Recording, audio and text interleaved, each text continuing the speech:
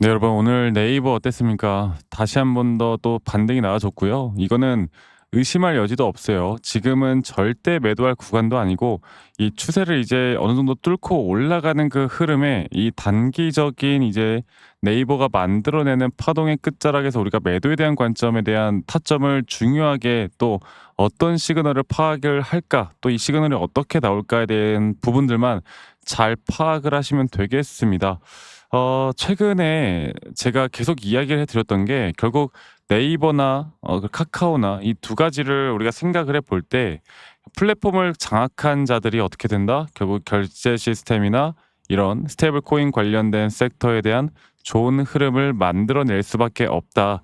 이 말씀을 좀 드렸잖아요. 지금부터 제가 네이버 왜 우리가 중요하게 생각해야 하는지 앞으로 주가는 어디까지 올라갈지에 대한 부분들을 다시 한번 더 생각해 보도록 하겠습니다. 그럼 영상 끝까지 꼭 시청하시고 구독과 좋아요 한 번씩만 눌러주시고 자 오늘 네이버는 분명 보시는 것처럼 이 시티그룹이나 HSBC, JP모간 같이 외인들의 자금들이 주가의 방향성에 대한 상방을 크게 만들어 놨고 이 키움 주권, 이 개인들의 매도세가 가장 많이 나왔어요. 그러니까 이 개인들의 물량을 털어낸다라는 게 주가를 끌어내리면서 하락하면서 털어내는 게 아니라 결국에 주가를 반등을 만들어내면서 그래도 여기는 어느 정도 싼 가격대에서 물려 있는 분들이거나 아니면 이런 어설픈 자리에서 혹은 본절 라인에서 또 떨어질까 봐 개인들이 두려워하는 딱 그 자리 주가를 끌어올리면서 개인들의 물량을 소화해 나가면서 올려 나가는 겁니다.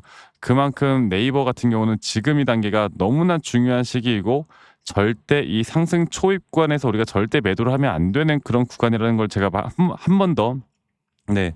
말씀을 좀 드리도록 할게요. 자 그러면 우리가 지금 이제 기술적으로 볼 때 과연 어떤 타점을 또 어떻게 이끌어 가야 될까? 아무리 좋은 종목이다 하더라도 내가 결국 타점을 어디서 어떻게 잡아 나가는 게 가장 중요한 부분이기 때문에 제가 다시 한 번 더 그 부분들을 말씀을 드려 보자면 네이버 같은 경우는 예전에 이 한파동에서도 이 하나의 파동이 끝났을 때 이런 단기적인 오파 고점에서 주가의 가격이 분명히 상승이 나왔지만 오히려 이 상대 강도 지수라는 RSI가 오히려 하락이 나오면서 고점이 하락이 나오면서 우리가 매도를 해야만 하는 정말 80% 가까운 확률로 주가의 추세가 내려갈 수밖에 없는 확실한 시그널 자리에서 우리가 매도를 했습니다. 그리고 일반적으로 이렇게 하나의 파동이 끝나잖아요. 그러면 이런 ABC 조정 단계는 볼게요. ABC 조정 단계는 고점과 이거 죄송합니다. 이거를 ABC 조정 단계는 고점과 저점을 이어봤을 때 이 0.38에서 또 반등이 나올 확률이 거의 80% 이상이다. 그러니까 이게 어렵게 생각하면 안 되는 게 우리 있는 그대로를 받아들여야 돼요. 지금도 마찬가지야. 지금도 이 고점과 저점을 이어봤을 때 정확하게 반등이 현재 나와주는 구간이 0.38이 구간이잖아. 그러면 이런 것들이 반복되어 간다는 걸 우리가 알 수 있으면 알고 있는 사람들은 주가가 하락을 했을 때 적어도 여기 라인에서 매수를 했겠죠. 그쵸? 그리고 이제 새로운 상승에 대한 지금과 같은 상승에 대한 파동은 계속 그려져 나갈 것이고 이 고점이 전 고점을 뚫어주는지 안 뚫어주는지도 정말 중요한 부분이지만 뚫어준다 한들 안 뚫어준다 한들 우리는 단기적인 고점에서 그 또 우리의 기준과 원칙에 따른 확실한 시그널 자리에서만 매도를 준비를 하면 돼요. 아시겠죠? 네이버 너무 걱정하지 마시고 앞으로 제가 이 네이버에 대한 정확한 타점들은 좀 더 디테일한 타점과 디테일한 분석들은 저희 구독자 방에서 또 여러분들과 함께 같이 도움을 좀 드릴 겁니다. 아시겠죠? 그래서 이런 실시간 장중에 나오는 대응이 너무나 중요할 거고 이게 언제 터져 나올지 모르는 거고 그리고 주식이라는 건 항상 우리가 심리적으로 불안해할 수밖에 없는 자리들에서 내가 이거를 끌고 가도 되는지 안 되는지에 대한 분석은 우리의 기준과 원칙이 해줄 거예요. 절대 우리 감정적으로 투자하시면 안 된다라는 걸 말씀을 드리겠고 앞으로 저 박프로와 함께 이 네이버에 대한 흐름을 정확하게 조금 더 판단해서 끌고 오고 싶으신 분들은 이 밑에 있는 번호로 저에게 네이버라고 문자 한 통 남기시면 되겠습니다. 아시겠죠? 네이버라고 문자 한 통 남기면 되겠고요. 제가 저희 구독자분들과 또 함께하는 만큼 구독과 좋아요 한 번씩 눌러주시는 것도 잊지 말아 주시고 제가 저희 항상 강조를 드리지만 이렇게 기술적인 부분들이 사실 좀 어려울 수 있어요. 그래서 그런 분들을 위해서 이런 기본적인 정말 기초적인 자료들도 준비를 했고 이러한 자료들을 보시고 여러분들이 스스로 좀 공부를 하는 어느 정도의 성의만 보여주시면 앞으로 제가 여러분들과 이 네이버에 대한 타점 정확한 대응 함께 같이 만들어 나갈 테니까 많은 분들이 꼭 오셨으면 좋겠습니다. 꼭 오셔야 돼요.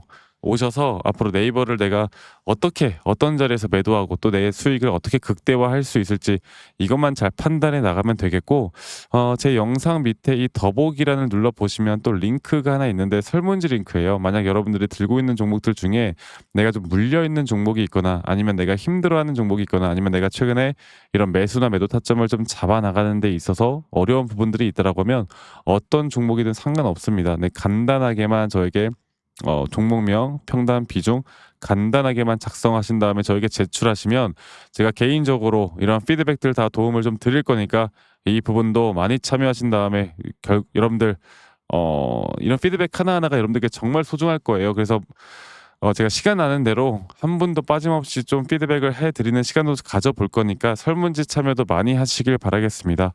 아시겠죠? 자, 그리고 제가 여러분들께 강조드리고 싶은 게 지금 일단 우리나라 시장 어느 정도 상승은 분명히 나올 거고 최근 네이버나 카카오 같은 경우는 지수가 하락을 해도 개별 섹터로서 주가의 반등은 분명히 나오거든요. 근데 이게 지수라는 게 결국 영원히 상승할 수는 없고요. 지금 이제 어느 정도의 단기적인 고점에 대한 부분들은 저는 분명히 나왔다 봅니다. 만약 지수가 하락을 하게 됐을 때 우리가 하락장에서도 또 돈을 벌 수 있는 방법은 없을까에 대한 고민을 분명히 해 봐야 돼요. 제가 오늘 그 부분에 대해서도 좀 추가적으로 이야기를 해 드릴 예정이니까 여러분 영상 끝까지 꼭 시청하시고 이 부분들 앞으로 우리가 가져가는 흐름들 놓치지 말고 저와 함께 나가면서 좋은 타점들 꼭 받아가셨으면 좋겠습니다. 아시겠죠, 여러분들? 네, 여러분, 영상 끝까지 또 시청하신 우리 시청자분들을 위해서 제가 이 코스피 또는 나스닥 이 지수의 흐름에 따라 우리가 하락장에서도 돈을 벌 수 있는 방법들에 대해서 좀 이야기를 해드릴까 하는데 코스피 지수 같은 경우는 이걸 좀 볼게요. 코스피 지수가 최근 7월 31일에 분명 이렇게 고점을 찍었지만 최근에 이렇게 고점을 돌파하는 단계에서 분명 주가의 가격은 상승이 나왔지만 보시는 것처럼 RSI 고점이 계속 낮아지는 그리고 일반적으로 이런 자리에서 고점을 넘겼을 때 일반적으로 주가의 가격은 상승이 나왔지만 이런 RSI가 하락하는 그런 단계에선 하락이 나올 가능성이 한 거의 80% 가까이 됩니다. 근데 그런데도 불구하고 주가가 한 번 더 고점을 뚫었단 말이죠. 그리고 그런데도 불구하고 RSI는 또다시 하락이 나오는 우리가 이런 걸 뭐라고 한다고? 더블 다이버전스가 나왔다. 자, 코스피 지수는 2017년도 그 코로나 직전에 바로 이 자리에서도 이런 더블 다이버전스에 대한 확실한 매도에 대한 시그널이 나왔습니다. 그리고 나서 지수가 어떻게 된다? 거의 2896포인트에서 2000포인트 가까이 떨어지는 정말 큰 폭의 하락이 나왔죠. 네.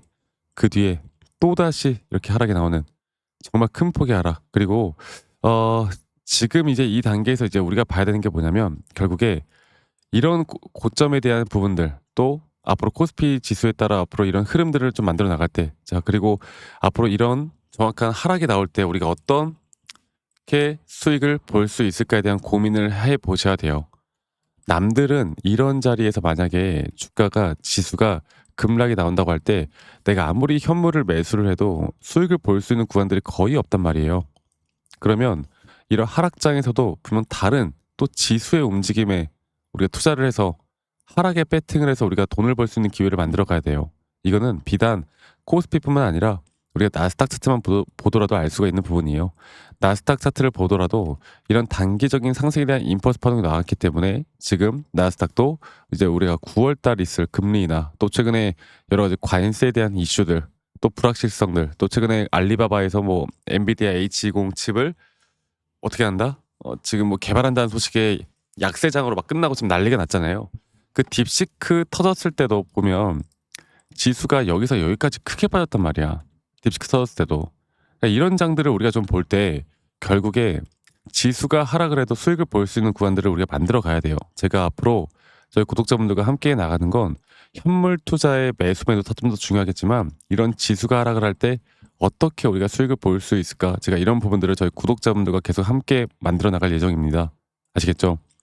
지금 오히려 우리가 수익을 볼 수 있는 고점에 대한 구간들 앞으로 하락할 때 내가 수익을 어떻게 볼 수 있을지에 대한 너무나 좋은 타이밍이기 때문에 이런 부분들 여러분들 놓치지 말고 저와 함께 나가면서 이런 부분들에 대해서 이제 좀 도움을 받고 싶다라고 하시면 말씀드렸던 대로 밑에 있는 번호로 저에게 지수 지수라고 합시다. 지수.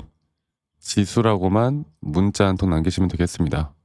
아시겠죠? 지수라고 문자 한 통 남기시면 되겠고, 말씀드렸던 대로 저희 구독자분들과 제가 함께하고 있으니까요. 구독, 좋아요 한 번씩만 눌러주시고, 앞으로 우리는 하락을 하던 상승을 하던 어떻게 우리가 이런 타점을 정확하게 잡을 수 있을까에 대해서 고민을 많이 해봐야 돼요. 그리고 제가 본 영상에서도 말씀을 드렸지만, 결국에 우리는 이런 기준과 원칙을 어떻게 세워나가고, 이런 기준과 원칙에 따라 매수나 매도에 대한 시그널을 정확하게 판단을 해야 되고, 그리고 우리의 기준과 원칙이 확률이 높은 자리라고 할 때, 이런 확률이 높은 자리에서 우리가 반복적인 매매를 하는 게 정말 중요합니다. 네. 그래서 하락을 할 때나 상승을 할 때나 우리가 이 두 가지, 또는 내가 만약에 현물을 매수해서 약간의 불안감이 든다고 했을 때 또다시 이런 해치 물량들을, 어떻게 보면 선물 시장의 숏이라고 하죠. 이 숏 물량들을 좀 잡고 있는 게 정말 안전하게 또 우리가 수익을 볼 수 있는 그런 전략이 될 수가 있기 때문에, 이러한 부분들 여러분들 놓치지 말고, 여기에 대해서 궁금하거나 저와 함께 좀 해 나가고 싶다라고 하시는 분들은 지수라고만 밑에 있는 번호로 저에게 문자 한 통 남기시고 이런 도움들 꼭 받아가시길 바랄게요. 아시겠죠, 여러분들?